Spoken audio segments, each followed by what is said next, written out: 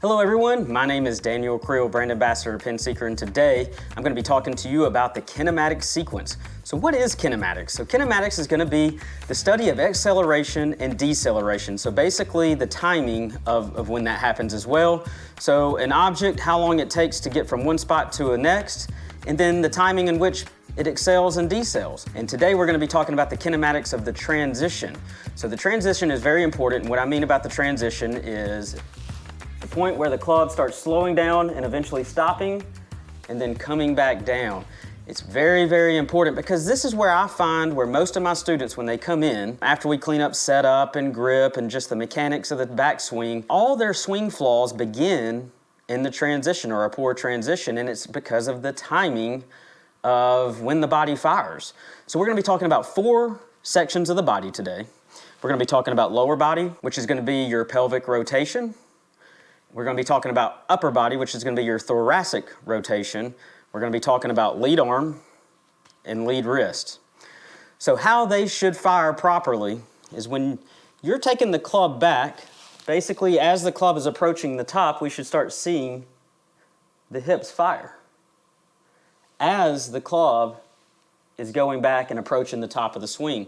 And because the hips are connected to your torso, we should see eventually that stretch happening, and that's going to eventually make the upper body fire.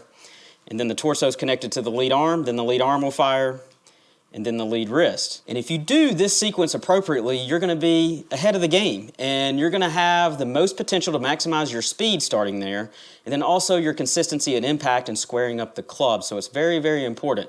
It doesn't mean you're going to have a perfect swing and you're not going to have flaws down at the bottom of your swing, but you're going to be in a better situation to basically improve your swing with a good kinematic sequence. So what I see in most golfers typically don't exercise their lower body, or they don't activate their lower body. And what I mean by that is they don't exercise it a lot. They're not on their feet a lot during the day. They're in a chair. So when you're sitting in a chair, you're not activating any of these muscles. Your hip flexors get tight. You don't activate the glutes, and we need that in a golf sequence to really fire this lower body. So what I typically see is my golfers that come over the top, they come out of posture, they early extend, they scoop, and then they chicken wing.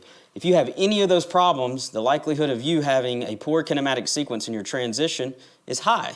So you can address these problems individually, but the likelihood of you repairing them or fixing them as much as you can long term is very low without addressing your kinematic sequence in transition. So what I typically see in my golfers when they come in is basically the upper body fire, then the upper body and the lower body will fire as well.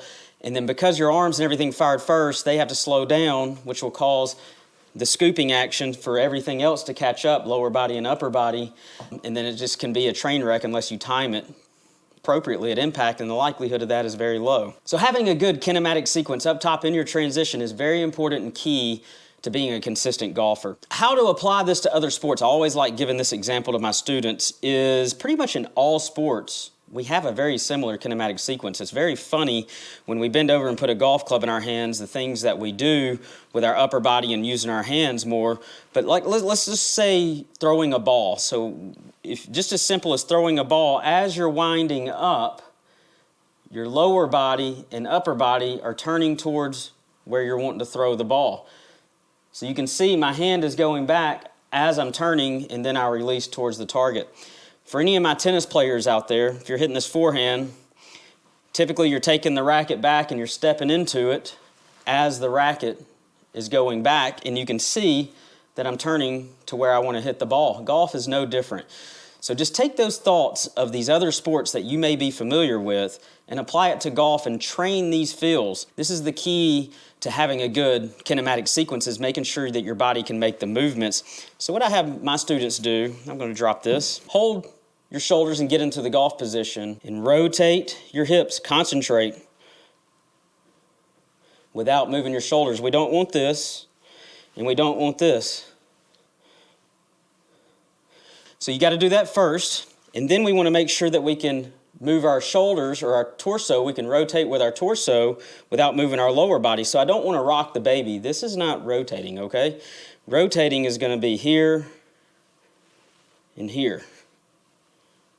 So if you can do those two moves without moving the lower body or up, if you can separate the upper body and lower body, the chances of you being able to time the sequence increase. You just got to work on it. So now that you know what the kinematic sequence is and you have a better understanding of it, now you should have an easier time applying it to your own game. I do recommend that you go to a teaching professional that can actually quantify these numbers for you, put you on a graph so you can know exactly where you are in your sequence and what you can do to improve that. So thank you guys for tuning in, and now that you have a better understanding of the kinematic sequence, you're definitely going to improve your game a lot faster. And that is how I use the kinematic sequence to improve my game and my students.